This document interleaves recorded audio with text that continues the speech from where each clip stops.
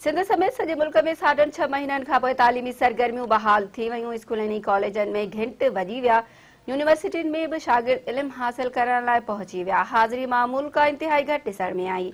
Corona virus पखिड़िजण जे ख़दशे सबबि मुल्क में 27 फ़रवरी खां तालीमी इदारा बंदि करे तालीमी सिरिश्तो आर्ज़ी तौर ते रोकियो वियो। वायरस केसनि में पासे घटिताई ऐं अक्सर मरीज़नि जी सिहतियाब थियण खां पोइ बंदि पियल स्कूल ॿीहर खुली विया। पहिरें मरहले में हायर सेकेंडरी स्कूल, कॉलेज ऐं यूनिवर्सिटीज़ खुली वयूं। तालीमी इदारा खोलण लाइ SOPs तयारु कयूं वयूं, जिन ते सख़्ती सां अमल दरामद करायो पियो वञे।